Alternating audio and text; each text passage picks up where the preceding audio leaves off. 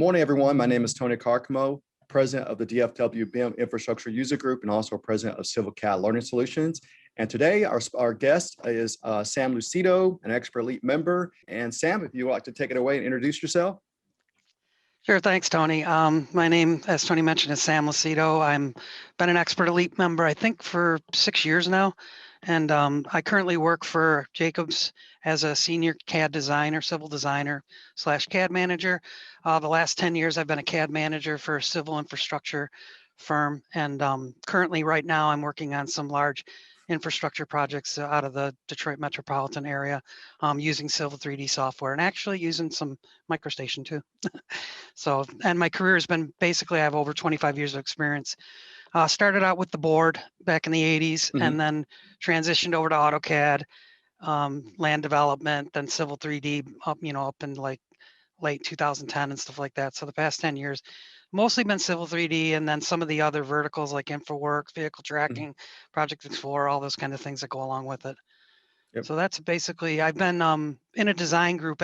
The bulk of my career was in a design group for a civil engineering firm based out of Madison, Wisconsin, and we just did civil engineering work, roadways. Okay, so yeah, so you started in the 80s. So what version of AutoCAD were you using? I think officially it's 2.6, but release 8 for DOS. Yeah, for DOS. Yeah. Oh wow. I was telling the others, I only started R12, in the Air Force. So, but what was it in school, or what were you using AutoCAD for? No, in school I didn't. Well, in school, and yeah, it was weird. We used to have to go to labs, to work on these computers and stuff like that, because my degree was more in parts and manufacturing design. Yeah. And then, but no, I started working for a parking company. Some guy just gave me a chance. I had a good interview, and we would go out and measure these parking loops, and we do the field work. Then I come in and draw the plans up. So I basically was self-taught, and that was just AutoCAD back then. And then I worked there for about 5 years, and then moved to another design firm after that. Okay. Did you have an opportunity to ever use these older software like Land Desktop? What was the other one? Softdesk. Did you ever use those products? Yeah. I've used Softdesk and Land Desktop a lot. There's still some features in there that people still.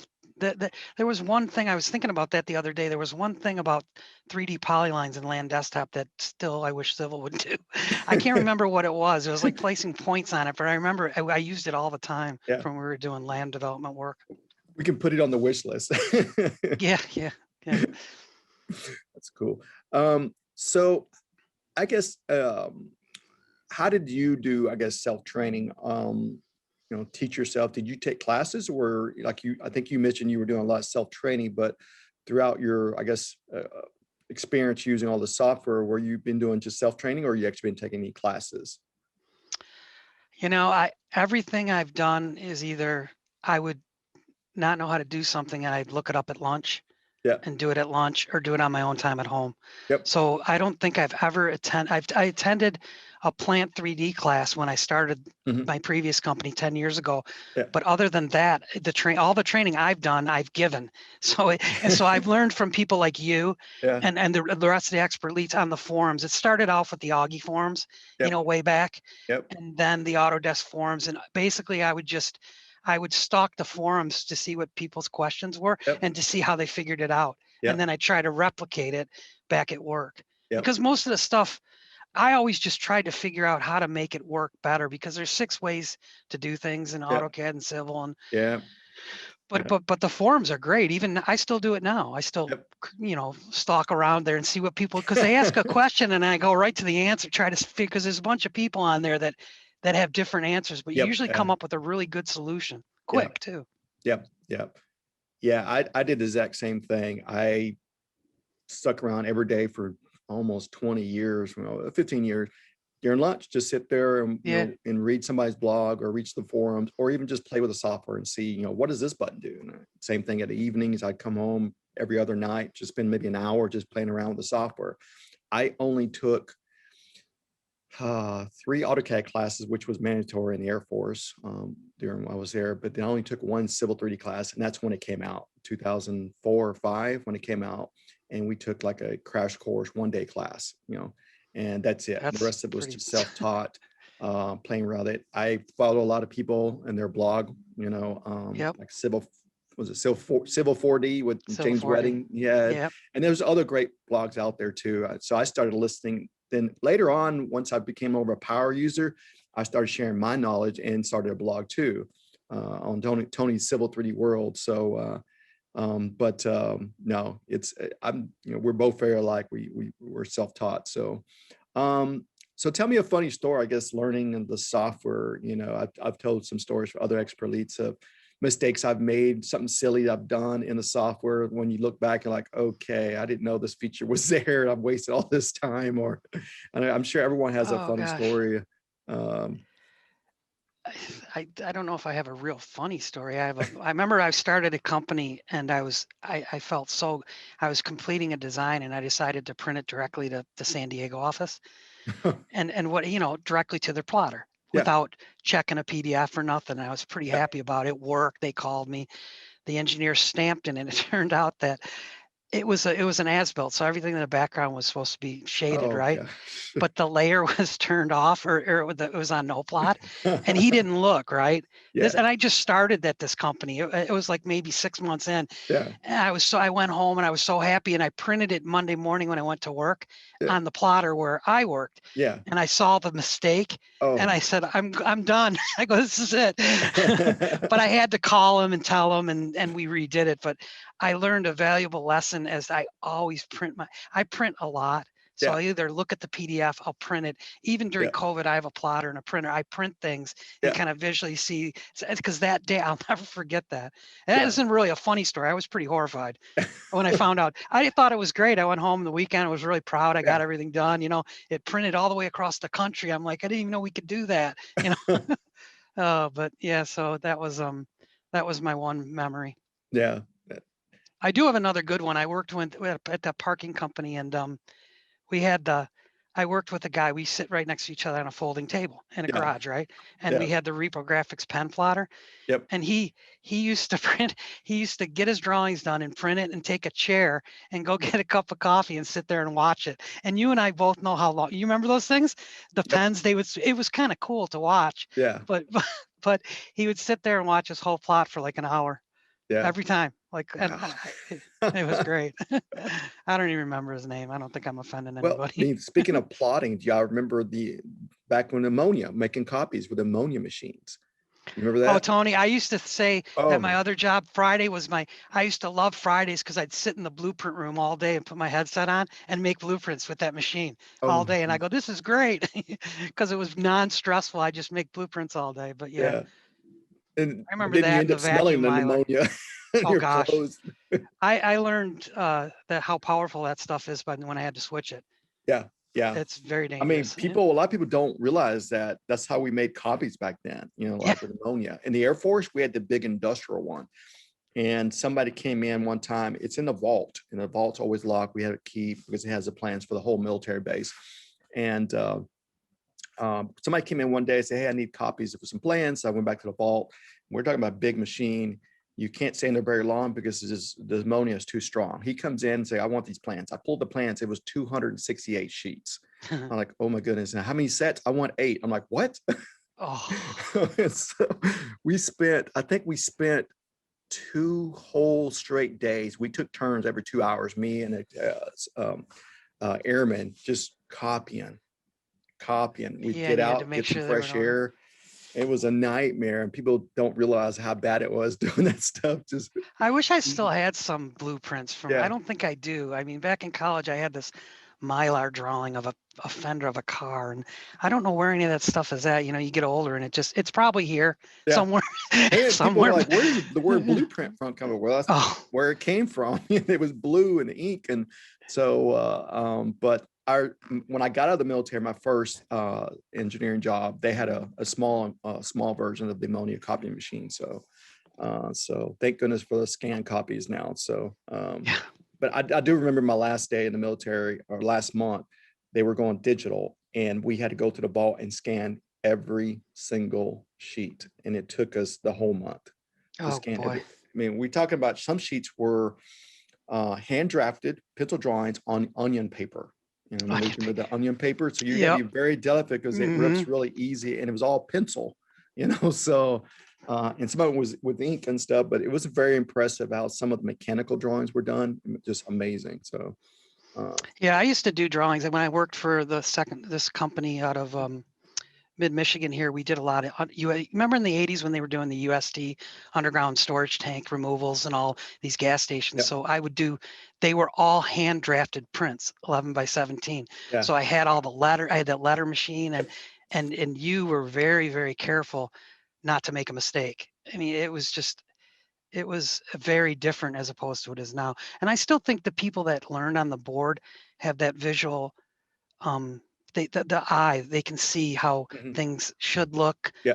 You know, there's sometimes in the engineering world, they just slap it on there and it's over in the corner and then there's all this white space. But then you have a lot of people that I've met are musicians, artists. There's a lot of, I'm not, so, but there's a lot of creative people that do what we do, even in the EE group too. Yeah. Yeah. Oh, definitely.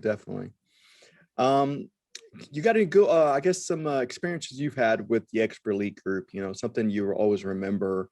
You know, we get together at Vegas, you know, we have our own Expert Elite Summit, or I don't know if you ever gotten together with other experts, you know, within the state or region. I know I've actually invited other Expert Elites to events here, so I've had some good experiences with them. You know, last year we had our little live event during AU. So we had Chris Fugit here, and we also had Todd Rogers here, and we had some others, but family, you know, they had to cancel, but we had a good time, you know, here. So do you have any good experiences, even if it's at AU with Expert Elites? And there is Chris Benner out here and Mark Bemis both are in Michigan. Yeah. Mark and I had lunch one time, but we don't, you know, all of us are so busy. So Chris and I have tried to get together a few times, but we basically see each other at AU. My best experience about that, I love being a part of this group because of the people, even the Autodesk side of the people, they treat us very well. And they, you know, we get some information about the future of the products and we have a voice as to, hey, look, this is what we would like to see, you know, in the product, because we use it, we're the end users. But I remember, I'll never forget the time when it was probably 4 years ago when I first was an Expert Elite, when I first got invited to the welcome session. And I hurt myself. I had a fire at the house before, and I was so nervous, you know, to meet everybody, you know, like Dean, you, Chris was there, Todd, all these people that all I knew you from was your blog. And I think when me and you first met, it was on the bus. Remember? On the bus on the way home from the party. But yeah, so that was just the feel, and the way I was welcomed to the group, and the way they made me feel feel so important. It was overwhelming. It was a little different. I didn't expect that. I've had some really good experiences. I like when I go to AU, usually a group of us will go to dinner together and just share experiences, even share knowledge. And that's something I took high in value. You know, it's like, hey, how are you handling, you know, CAD management? How are you handling templates? How are you handling the situation? What software are you currently using? You know, there's so many third-party software too to do certain tasks that can, you know, cut down on design. So stuff like that, I really enjoy just networking with people from not just the United States, but all over the world. They're Expert Elites, and say, hey, you know, and they'll tell me about a software they're using in their country, and like, hey, I'll try to look it up and see if I could use it and benefit me on, you know, design. So that's something I really enjoyed. So, any current hobbies, you know, do you have, you know, do you do for your free time? Any part of organizations you want to share? I was on the board for Augie for, you know, a little over a year, and I was writing articles there for a while, and then, not right now. I'm just taking a break since I started a new company. And sort of, you know, I have my blog, I have my knowledge-based stuff. So a lot of my hobby is this, you know. Outside of work, this is I just do. I'm like you. If I see something that somebody posted, I'll try to do it myself. Like Matt once posted, just extracting 3D solids and making a 3D visualization. I said, well, that's pretty cool. Let me see if I can do it. So I ended up spending a Friday night recreating what he did. Yeah. And I was like, well, that's neat. I'll have to show the group that. But it's always something that you can take back to work. We all put in our own time, you know. Yeah. We do a lot of, I think a lot of us work outside of work, even Yeah. though we don't tell people, you know, it's just part of what we do. Yep. Yeah. Yeah. So if you had more free time, let's say, and there was an extra day in the week, you know, and what software would you want to learn? You know, Oh boy. maybe it doesn't have to be Autodesk product. You know, somebody asked me programming, or it could have been some third party software. It could I be would a like to 3D learn modeling more. software. It Yeah, could I be a would like to Bentley learn more product. about, well, right now I'm sort of in a situation where I'm learning Bentley in Rhodes Designer because of a project. You know, a lot of the DOT work is done in MicroStation and in Rhodes. So, which is fine, but it's a very different thing, but to know both of those is going to be awesome. But I really like to learn more about Dynamo, to be honest with you. I've played around with it and I've seen some great examples of how it ties into generative design and all this other stuff. And I've seen the Civil 3D. I just haven't had the time to put anything useful together. Yeah. It's very cool though, and a lot of people are doing a lot of neat things. But if I had an extra day, I'd probably focus more on that. Yeah. I've been dabbling a little bit with Revit, but I really want to spend more time playing around with 3D modeling, like Lumion and Twin Motions. Yeah. I do have both of those products on my computer and installed it. I played with it one day, but man, just so many cool things you can do with it, and push into VR and do presentations and stuff like that. So that's something I wish I had more time to do, where I can maybe even design my own, you know, property, you know, buy my property and develop, design it, do everything, and just have a broker come in. So, yeah, it's something I would really like to really get involved more with. Revit, it's been an experience, you know. It's a tough software to learn, but I think Civil 3D is harder to learn than Revit. 3ds Max, you know, it's also an extremely hard one to learn. I mean, I put probably that one number one, then probably Civil, and then Revit as the hardest products I've dabbled with to learn. You know, I know everybody learns in different ways and manners. So, yeah, I've dabbled with Revit recently too, mainly to interact with Civil. And try to do the BIM approach to a lot of things and create 3D PDFs and this and that. But it's a different.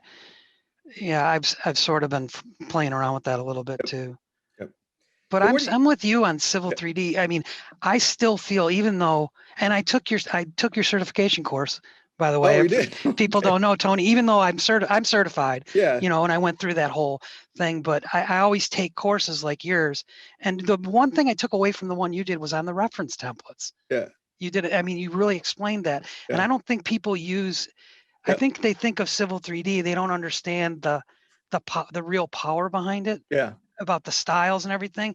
And a lot of companies and a lot of people think that it's AutoCAD and you can just, you know, because it looks like, and you can just go in there. But until they understand the style, object styles and label styles and how to make it dynamically connected, it becomes more of a problem training people. Some people get it right away. And then some people struggle. And you know, AutoCAD is layer based versus Civil 3D style based, and that's the first thing when I'm teaching people, like, hey, you got to get this concept down, because that's where they struggle, is style based, and for engineers and the EITs and designers. So funny you bring up the certification course that I had, because when I first submitted it to LinkedIn, they're like, yeah, we need you to cut your course in half. Like, oh, really? Oh no. Because it was really, I try to make a really good, powerful course, but like, yeah, it's just too much information, and we want to cut it down to more of a beginner. And I said, well, I'm cutting down a lot of great information, but like, yeah, we just can't make it that large. So I had it was about 3 hours, wasn't it? 3 hours? It was like 3 hours, but it was like, I think it was like, 90 sections or 90 slides or something. But when I first submitted, it was like 180. So, oh man. So yeah, I took that. I saw you did that. I was surprised. I didn't know it was you. And I said, hey, I'm going to take this, when I was just to kind of see if there was anything new in it. Yeah. And I go, Tony did one. So I was like, So it's funny because a lot of people you see when you do these courses, you go, I know that person. I know that person, because we all know each other. But yeah, exactly. I mean, people don't know I actually did it for several different companies. I did it for Global E-Training for many years. I did it for CAD learning. I did it for 1 year. And I feel like I've done it for somebody else, but now I haven't made it public yet, but I'm actually creating my own platform with my own content. And it's going to be very unique, different than other people's. So I'm working on that right now. So, and then our apps, my company, Civil CAD Learning Solutions, just released a suite of apps. So I'm kind of excited. This is my first suite of apps we released. So it's now on the App Store. So, I'll check that out for sure. Yeah, definitely check it out. So I guess my last question to you is, where do you see, let's say, AutoCAD and Civil 3D going, or what it would look like in 10 years? Now, I know what the roadmap with Autodesk, and we signed some NDAs about it, but where would you want it to be? I guess I'll rephrase it. Where would you want it to be? And in 5 years, where do you envision, and what would you want it to look like? I would, coming from a previous company that we did so much customization, which was almost too much. Yeah. I like this will get up to your questions. I like the ideas for AutoCAD on the tool sets, the electrical map and all that, but I don't like the idea of having 8 separate installs.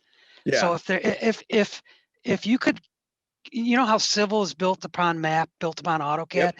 if they could do, because if you have Civil 3D, you have Map 3D, you have AutoCAD, you pretty much have the whole thing. If you could interact InfoWorks into that, and like then these tools, one big giant space where we don't have to have all these separate things, and then you eliminate the customization, you eliminate, a lot of more of the overhead management of it. So, and then making it easier to talk between each other and all the platforms. I do see a lot of it moving towards the cloud. How that is, I'm not entirely sure. I'm working in ProjectWise now, so I'm kind of seeing a similarity between the BIM Collaboration Pro and then this, ProjectWise. The concepts are there. Yeah. And then I see a lot of it being, or what I'd like to see is like the 3D part of Civil 3D, because when we publish sets, we don't give them we don't publish a 3D print, but I'd love to be able to send that 3D print, a model, to a client and have them put on VR and look at it. Yeah. Go through the road, go through the landfill, go through whatever we're doing, look at the cut fill. So I like you said, we kind of have an idea of the roadmap, but it changes. It changes. So and it'll be all based on technology, but a lot is changing over the past few years have been, and the software's better. Don't get me, I mean, and I think you'll agree with me, between AutoCAD and Civil, it's a lot better now than it was 5-10 years ago. Yeah. Stable. Back when 2007 and 9, when it was real buggy. I remember when SheetSets first came out, I kept crashing. I was like, I'm not using this anymore. Yeah. To add on what you said, I would love to see, like, I know may not be possible because they're all built differently, where I can just go with any software and change the workspace. Oh, I'd love Revit that. To InfoWorks, to Recap, to 3ds Max, all the AEC products, and just in a workspace. And I can flip it. That way, when I share somebody, it's one file format. And when they get it, they can just flip their workspace. Now they've got it into a Revit model, And when they first came out with the tool sets, that's the way I thought it was going to be. Yeah. I go, this is a great idea. I can flip between electrical, map, P and ID. And then when I found out, it's 8 different installs, I go, wait a minute. So that was a little, I would like to see that get combined. That would be so much. And I'm probably not alone with that. I mean, they're very helpful because a lot of it, like even Civil has the standards built into it and some of the roadway stuff. And then to have like electrical standards and all these, and you can already have it there, but it would be great to have all that combined. I don't know if you ever could switch a workspace from Revit though. That's a totally different. That's what I said. I wish, it's not possible. It would be cool. InfoWorks is built differently. So InfoWorks is a little different too. But I'm surprised they haven't tried to maybe include Recap embedded into Civil 3D yet. So that would be used to do point clouds real easily in Civil 3D. Well, not easily, but you can do all the point cloud stuff in Civil 3D. But now they're making you do it on a different platform. I know they took it out, didn't they, in 2000? They took it out. Yeah. So I'm like, oh, why don't you just put it back in there or make it a different workspace, you know? I mean, yeah. Yeah, the workspace environment's very cool if you can, if it can be, if you could do what you said, if you could have them all just right there under a pull down, it Yeah. would be, and then your project's all tied in. It would be cool. Yeah. Yeah. I was just doing some teaching this weekend on AutoCAD class with people that do electrical CAD and architectural.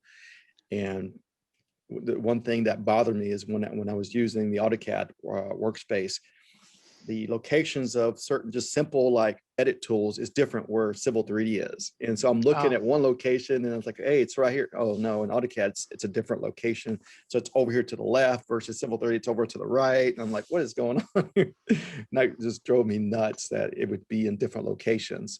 But Sam, do you want to share a tip you have, one of your favorite tips? Sure, I can do that. I mean, I'll share my screen. Yep, and let me make sure you have capabilities. Go ahead. It's coming up. There we go. There we go. The first thing I'll share with you is what I love to do is down here, you'll see under my taskbar, my status bar, I have profiles. So I have AU 2020. So both of my classes, the way I get to them is when I hit the open tab up here, you see how my profiles are there. There's my class, exercise 1, 2, 3, and you can navigate through all the classes. How I did that is controlled by a profile. So under options, I'm going to go to my profile. So I had two classes. I had a CAD standards. When I set this to current, watch my change down here. That's my, when I do a lot of training, I try to keep it simple so people can get to the files, because I noticed teaching at AU, it was hard to get to the files. So now when I open the home tab, when I open, my pane changed to these exercises in these files. So that's just a quick tip on the profile. What I was going to post, because someone asked me a question on my blog, was on the Express tools. I've been checking out. Now, this is AutoCAD, not Civil 3D.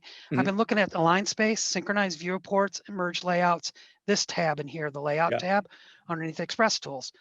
So I'll review the align space real quick. So under the home tab of the ribbon, I have a viewport, and I want my space to be aligned with the building being horizontal down here. I'm not a big fan, and I'm just going to throw it out there, the D-view twist that people do. I don't like twisting my viewports because the Civil twists the profiles.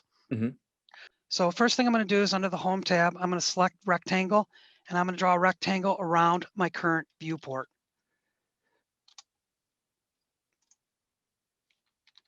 Let me get this one right up here, put the grip over there. I want it to be exact. Okay, so there we have a rectangle, and we're going to type the change space command and basically just push that rectangle from paper space to model space. Then I'm going to rotate that viewport, or that object, to kind of where I want it to be. Now I'm not going to get too technical as to, the angle being exactly what it is. So I'm going to go back under the Express tools of the ribbon and select align space.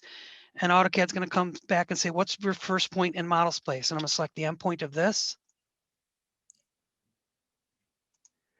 And then I'm going to select the endpoint. I'm going to go way to the other corner of this. And don't worry about your scale. And then it's going to flip out to paper space and select the two endpoints. Remember, they were the two corners, endpoint of this and endpoint of this. And AutoCAD aligns that space directly to what it was. So, and you can see my UCS has changed, but when I go back out to model space, it's still, my drawing is still the same. So that's a handy way to do it. And you can align it up that easily. So I've used that quite a bit when we're trying to, make sure this is, level to the bottom or horizontal to the bottom of the page. So that's my one tip for today. The layout tab, align space, synchronize viewports, merge layouts, and list viewport scale. I've been looking into those. Yeah, I'll have to try it out. And I'm doing a project right now, a subdivision project. I'll definitely have to try it out. I like learning new things, and like you said, you can do it so many different ways in Civil 3D. Oh gosh, yeah. But a lot of times I'll create a UCS and just type plan and orientate it to the plan. But this was an easier way. Aligning the space is an easy way to explain to new users how to not twist the viewport and align that up, and because otherwise they're just going to rotate their viewport until they get it the right way. Yeah, I've seen people do that. I was just about to say that. I've seen people just take the viewport and completely rotate the viewport. Like, okay. And then they stretch it and move it to kind of make it rectangular. Yeah. Yep. But all right. Cool. Well, thanks for sharing. Okay, no problem. All right. But yeah, that's all the questions I really had. I really enjoyed, you coming in as a guest, and it's been fun. We've had some fun time together, getting together at AU. Yeah, I always enjoy our time together. So, and thank you for your time, and I want to thank all our guests for attending also. And do you have any social media platforms you want to tell about if somebody wants to follow you on any platforms? You can follow me on CAD Pro Tips. That's just search for CAD Pro Tips. I have a blog. I have my knowledge network is up there. I have I think 15 AU classes, 120 screencasts. Oh yeah, definitely. Yeah, so there's a lot of stuff. I'm pretty easy to find. Yep. Oh yeah, we've done some. Didn't we do something together? We were like guest with Rick Ellis. Didn't we do something together at one time? Of course. Oh, you and me did lab assisted a lot. Yeah, we were lab assistants. Yeah, at one time. Yeah. You know what? Lab assisting is the best. People think if you want to get into AU, you should contact people like me or you who have taught and say, hey, do you want to be a lab assistant?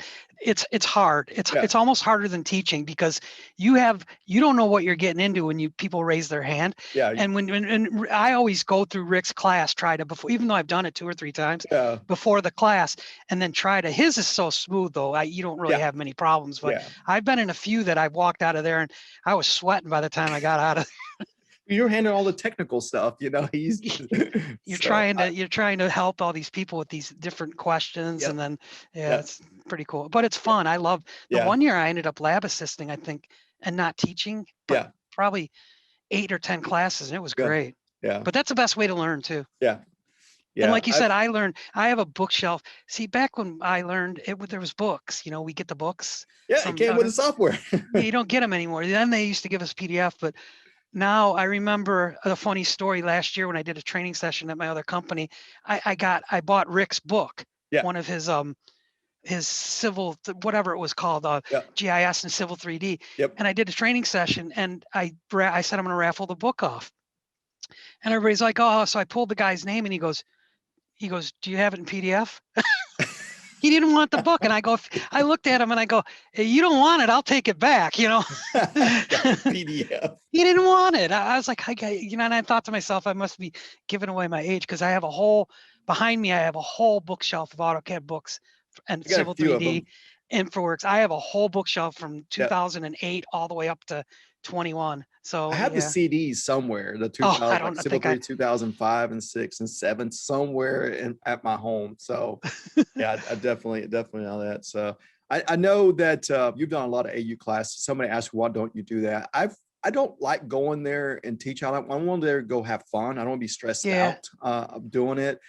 And then the last 2 or 3 years I've been running my company, I teach all year long, and it's just like, I don't need to go and continue teaching. I want to go there and have fun networking and with people, meeting people, not have to worry about my class or something. I do enough teaching all year long. So this year, it's digital again. So I don't know. There is something I'm been thinking about submitting.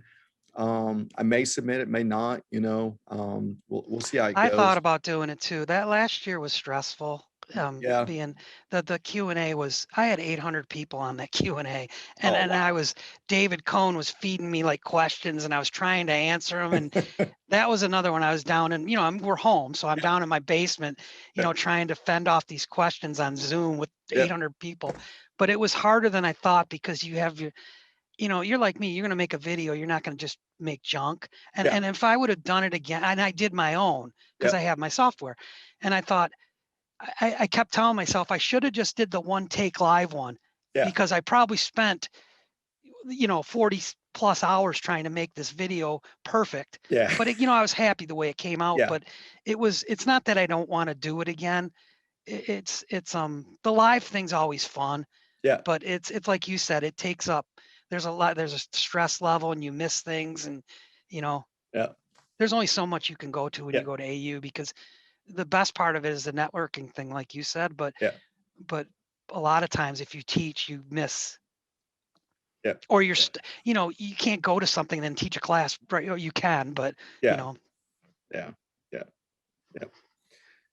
Well, that's all the questions I have. I appreciate your All time, righty. and I will see you next week for the Q&A with the Oh yeah, experts. I'm looking forward to that. That's going to be fun. That's gonna be fun. We got 12, 13 expert leads lined up. So I know Autodesk is actually excited to see what's going to happen when you got a whole Jedi teams.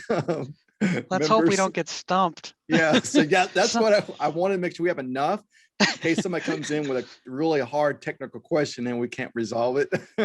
So. Yeah, some people. Yeah, let me get back to you on that. Yeah, definitely. So, but it should be fun. So I've been trying to spread the word as much as I can. So, but all right, well, have a good day. Thanks, and I will see you next week.